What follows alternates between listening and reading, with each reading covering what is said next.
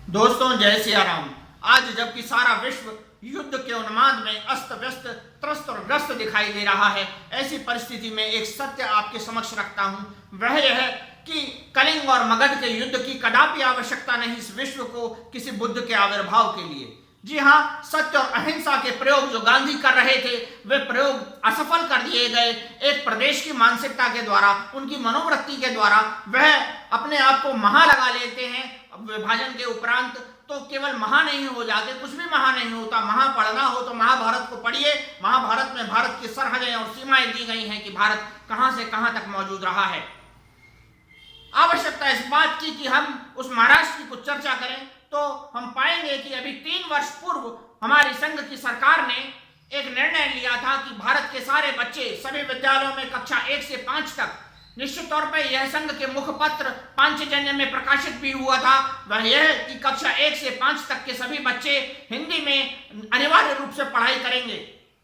परंतु गत बुधवार को महाराष्ट्र की नवनिर्वाचित सरकार ने निर्णय लिया है कि मराठी विद्यालय हो चाहे अंग्रेजी माध्यम के विद्यालय हो, वहां पर हिंदी की अनिवार्यता आवश्यक नहीं। बहुत ही कहना होगा मूर्खतापूर्ण निर्णय है। वहां महाराष्ट्र के बच्चों को उस ज्ञान विज्ञान से महरूम करने की कोशिश है जो हिंदी में मौजूद है। हिंदी कुछ और नहीं, संस्कृत के आधार पर ही एक भाषा है जो अपने आप को अभिव्यक्त करती है, जिसमें और बहुत सी भाषाएं, बहुत सी सरलताएं आके मिल जाती हैं। उसी प्रारूप को हम हिंदी कहते हैं।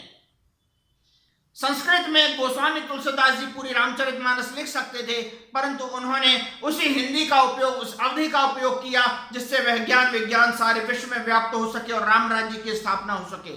अब जबकि राम मंदिर बन गया है तो मैं कहना चाहूंगा कि हमारे गुरुदेव के आध्यात्मिक उत्तराधिकारी जी को कि वे निश्चित तौर पर मराठी बहुत अच्छी जानते हैं और भी बहुत सी भाषाओं के निष्णात और विद्वान हैं, परंतु एक भाषा के बारे में जो कबीर ने कही थी कि पोथी पढ़ी पढ़ी जग मुआ पंडित भया न कोई, ढाई आखर प्रेम के पढ़े सो पंडित होई। प्रेम की वह भाषा है जो सर्वत्र व्याप्त होती है और राम राज्य प्रेम राज्य ही है दरअसल में, और कुछ नहीं।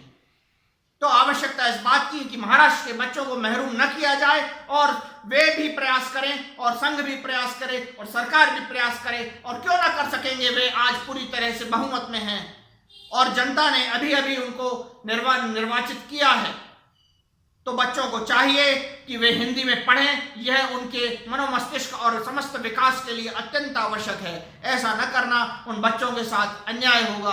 आप सभी प्रयास करें। किसी राजनीतिक हठधर्मिता की आवश्यकता अब नहीं। महाराष्ट्र कहने से कोई राष्ट्र बड़ा नहीं हो जाता। महाराष्ट्र क्या होता है यह सब जानते हैं। शब्दों को विराम। आप सब में व्यापक परमात्मा को प्रणाम। जय सिया राम।